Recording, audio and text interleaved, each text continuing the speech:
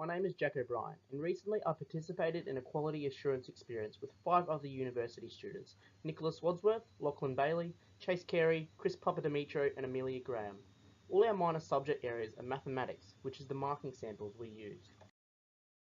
Prior to attending the Week 8 EDB150 tutorial, 3 completed exams known as Blue, Green, and Red, as well as an annotated A-grade solution, were distributed to all group members to mark individually.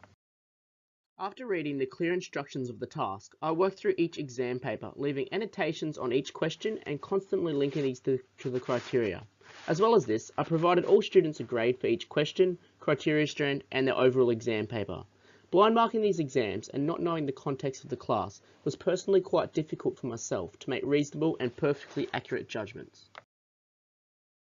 However, after constantly referring to the exemplar, I was satisfied with my grading. After individually marking these exams, myself and the aforementioned 5 group members gathered together for a quality assurance meeting. The purpose of this was to make consistent, comparable, and defensible judgments about student assessment and effectively their overall learning. Once the meeting commenced, we worked through all 3 samples, comparing and contrasting our linked annotations to the criteria, as well as our different assigned grades.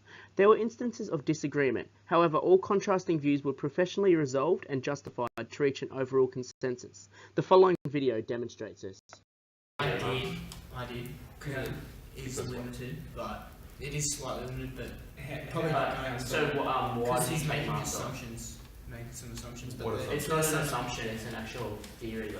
Yeah, What they've learned. it's So. just different to what they Yeah, expect. but you can. He still got there in the end. He's got so there. I'm happy I think with full he's marks. correctly justified how he's got there, Which shown how he's done it. yeah, So I don't think we should take any marks. He has stated that thing on the side of the. When relating this tutorial experience to those from my prac, there are both similarities and differences. Similar to the tutorial experience, the HB department in the prac school I attended incorporated a strong focus on collegiality between teachers.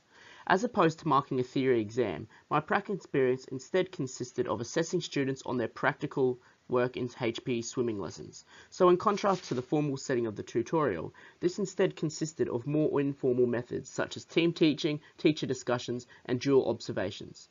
In these swimming lessons, I was still required to make consistent judgments of what level students were at, except it was on their swimming abilities. This was quite a difficult process, as I was not provided with a model solution or exemplar. Instead, I had to make a personal judgment on student performances. When uncertain about particular students, I collaborated with my supervising teacher and team teacher to discuss whether they agreed with my placement decision. Their experience and different viewpoints were extremely beneficial in assisting me through this process. Over the duration of the EDB150 unit, I've learned that quality assurance is a very beneficial process for teachers. Due to personal differences in assessment skills, collaborating with others provides a variety of opinions and skill sets to achieve more accurate and reliable assessments. This helps decipher overall grades, provide detailed annotations linked to the criteria, and ensures marking is consistent amongst classes, the school, and effectively the whole state. Quality assurance is also beneficial in generating effective feedback to students, which is an essential element towards student success. After experiencing firsthand and now knowing the importance of quality assurance procedures, I intend to utilize them effectively and successfully in my future teaching endeavors. To achieve this, I plan to promote a strong teaching community at my school, whereby we create an environment where teachers help each other out.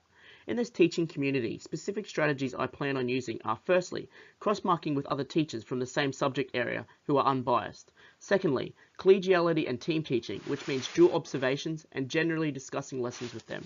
Thirdly, moderation and quality assurance meeting, which involves bringing in A standard samples and threshold samples that are de-identified. And lastly, providing model exemplars. Utilising fellow colleagues and these strategies will be beneficial in making consistent, comparable and defensible judgments of student learning. Another element I personally intend to use in the future is providing fair and consistent feedback to students that directly links to the criteria. According to Haiti 2009, providing effective feedback to students, firstly, helps them reflect on their work and link to the success criteria. Secondly, helps them reflect on the summative assessment piece they produced. And thirdly, helps them acknowledge personal growth to improve for future similar tasks. This is of significant importance, particularly relevant when it comes to justifying grades and decisions to parents in a parent-teacher interview setting. Thank you to those for watching. I have attached a reference list now, which you can use to follow up if you'd like to. Thank you.